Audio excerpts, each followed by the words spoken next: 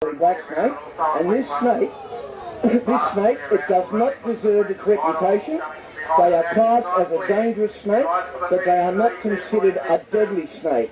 There has never been an adult death recorded from the bite of the red-bellied black snake in Australia, and the last time a little girl died from one of these snakes was about 70 years ago. It was back in the 1930s, and that little girl died because her parents know that she didn't know she'd been bitten by a snake, and they waited 4 days before they took her to the hospital. Now, even back then, 70 years ago, if they'd got her to the hospital on time, she would have survived the bite of this particular snake. Amongst reptile people, these guys are classed as real wusses. They are considered to be real pussies, the red-bellied black snake, and that's because he's full of bluff. He is very reluctant to bite, the red-bellied black.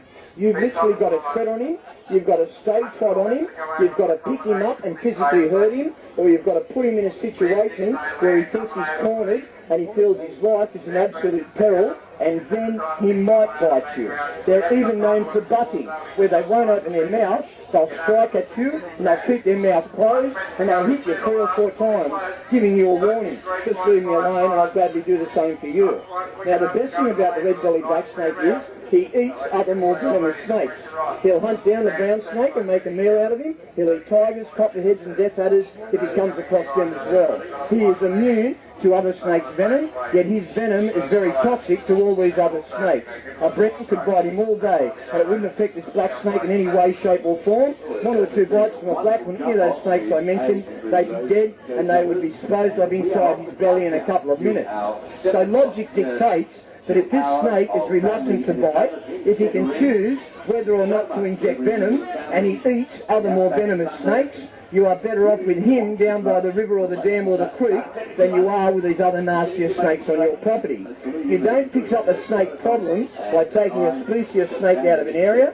You leave the area open for another species to move in. And around here, you decrease the numbers of red bellies, or you wipe them out on your property, and you'll find it'll take about 18 months, and you'll be inundated with the common brown snake. You'll just move in and take over your property just like that. Now, the common brown snake, he's a different kettle of fish to these guys. He bites first and he asks questions later. He's a very nervous snake, and the common brown snake is the 2nd deadliest snake in the world, number 2 in the entire world. This guy eats him. So as I said, logic dictates if he's reluctant to bite, if he can choose whether or not to inject venom, and he eats other venomous snakes, he's better off down by the river or the dam or the creek than these other nastier animals. And if you have black snakes on your property or in your area, you value them and you leave them where they are. Don't affect them, don't try and wipe them out, don't decrease their numbers. The browns will just move in and take over. And it's because of human intervention, killing off red bellies over the last 20 years, that we're experiencing a real problem with the common brown snakes throughout New South Wales at the moment. Places like Tamworth, they've taken over. They're up there in the summertime. I've got friends who belong to these wildlife rescue organisations. They tell me they get calls to take brown snakes out of the main street. They're showing up in Woolworths and Coles in Tamworth in the main street, and likewise out west as well, especially with this drought on. They're moving into towns, and they're just chasing up residents in the town. And if snakes move into town during the drought time, when it starts to rain, they don't turn and go back home. They stay in the town area. And I've had friends even pull brown snakes out of Islington down here beside the harbour. They're that common at the moment throughout different areas of New South Wales. So if you've got these snakes around, value them, leave them where they are. They'll eat these more venomous snakes around the place. The old snakes too, we invite them into our home without realising it. Some people have aviaries, other people have chook pens. They feed the birds for seed, it falls on the ground and attracts the rodents, and the rodents attract the snakes. Other people put ponds in the yard for their fish, that attracts the frogs and that attracts the snakes. So we set these situations up, we invite them in, we blame the snake for showing up and he's just looking for a meal. Now if you do happen to have an encounter with a snake in the backyard, under no circumstances do you take that animal on. There's a simple rule with snakes. If you don't want to get bitten, you don't go near them, as I said before. Now, if you have a snake in your backyard, try and get a hold of one of these wildlife rescue people. They're listed in the phone book. You've got 1-800 numbers. There's about 3 or 4 different organisations you can ring and they'll come and take the snake off you. If you can't get a hold of one of those persons, still don't take the snake on.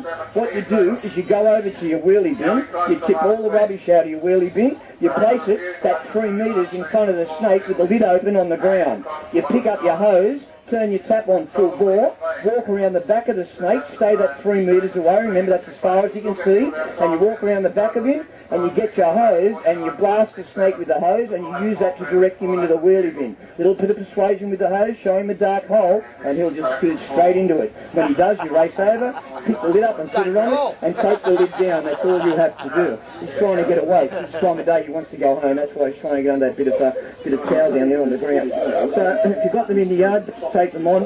98% of all snake bites, that's 98% of all snake bites, they occur when an inexperienced person tries to kill or catch the snake.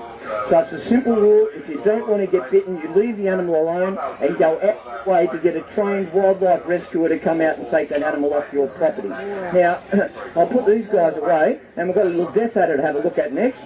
Now, I brought the adder along because a lot of people don't get to see adders. They're a pretty secretive little snake, and their numbers are really being depleted as we're starting to take over and take up the bushman more and more as well. Just by the way, all snakes can swim too. They can swim above and below the water, and if you are in the water and a snake enters, it's a good idea to get out straight away. He can bite you above or below the water, but he'll more than likely see you as a raft, swim over towards you, and try and climb up on your person to get himself out of the water. He wouldn't know if you're a dead cow, he wouldn't know if you're a log, he wouldn't know if you're a human. To him, you're a raft and you're a free ride across or down the river. So if they get in the water, you get out straight away and you give them the advantage every single time.